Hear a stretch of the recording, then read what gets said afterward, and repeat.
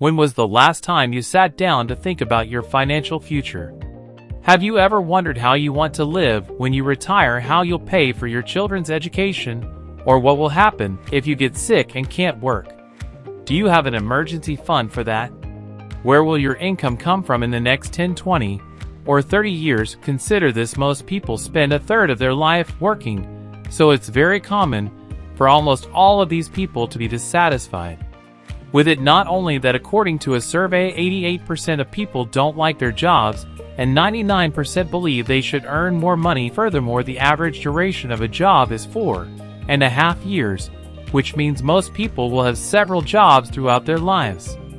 And as if that weren't enough, in recent years, there has been a trend of automation in many jobs, which means companies need fewer people to do the same amount of work, or even more. For example, in the past, a college degree was enough to secure a good job in many places, but now employers are looking for candidates with extensive experience and specialized knowledge. The same goes for those who are already employed.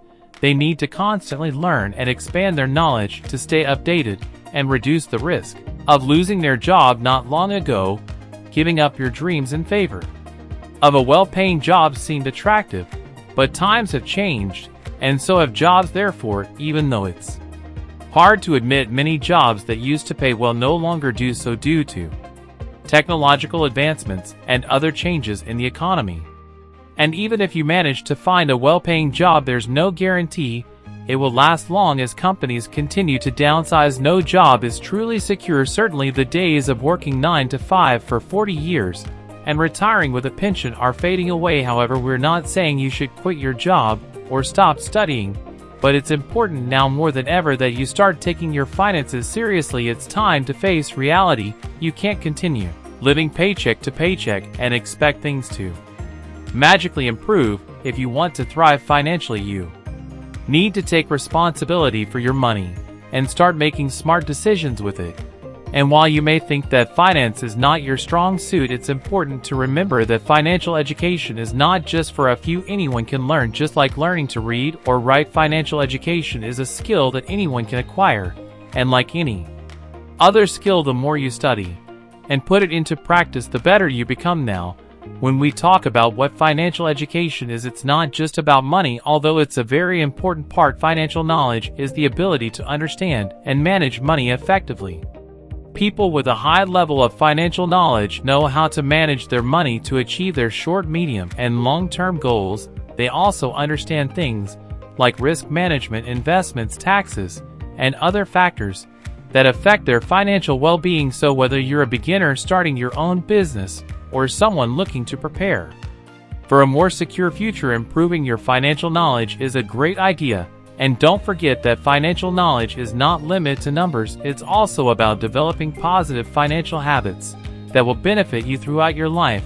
With that in mind, pay attention and stay until the end of the video, as we're going to start giving you important advice on how to build your financial education so that you can achieve your personal financial goals sooner rather than later. The first tip of advice is to know your net worth.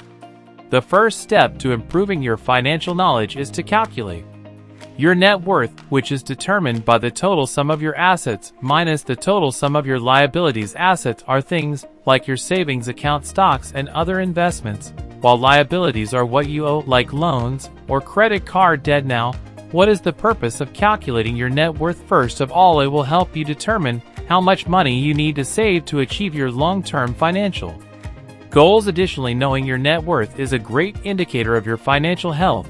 If your net worth is low, there are ways to increase it, just as there are ways to protect it if it's high. Tip 2. Control your expenses.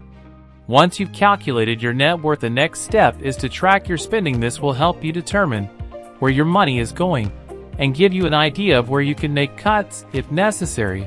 It can also help you establish budgets for different aspects of your life, such as housing, food, and utilities. Most banks and credit unions offer free online budget trackers. If you have a tight budget, you can also track your expenses using a spreadsheet. You can even use an app to track your expenses by taking photos of your receipts. Additionally, there are various different methods for expense tracking, such as the envelope method, which is an old but effective option, or the percentage-based method. Like the 50-30-20 budget. Regardless of the method you choose, make sure to track all your expenses for at least a few months. This will give you a better idea of where your money is going and help you establish realistic budgets for the future. Tip 3. Create a budget. Now that you know where your money is going, it's time to establish realistic budgets. As we mentioned earlier, one way to do this is by creating budgets for different expenses. However, the other option is to create a debt payment plan. A debt payment plan will help you decide what to do with your monthly income so you can pay off your debts as quickly as possible. This is crucial for people with high levels of debt, such as college students with student loan. Tip 4. Understand the impact of risk. As you learn more about managing your money, you're likely to come across the term risk. This is something you'll have to take into account when managing your money, and it's also something you'll need to understand.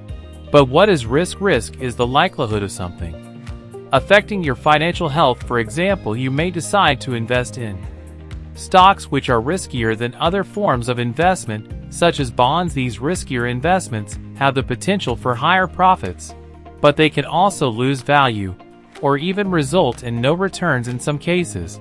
And what's the connection to financial education? Well, understanding risk will help you make better decisions when managing your money. So, if you invest in stocks, for example, you'll need to research the company and the industry it belongs to in order to determine how to manage the level of risk associated with that investment. Tip 5. Seek knowledge about investments. Now that you understand risk, it's time to learn about investments.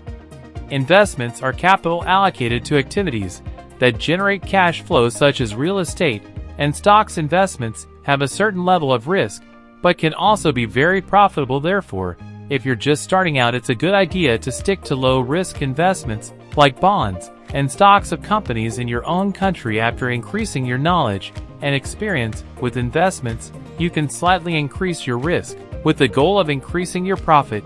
You can also invest in yourself by spending money on skills and experiences that will make you more valuable in the long run. So what are the best investments? The best investments are the ones you understand. So, if you don't know much about a particular don't put your money into it. To further improve your knowledge of investments, let us know. Tip 6. Take care of your credit. Credit is an important part of financial education and money management, but it can also be dangerous if you don't understand what you're doing. If you have a credit card, you're already using credit, but if you have a high amount of debt, you may want to consider measures to reduce your credit card debt.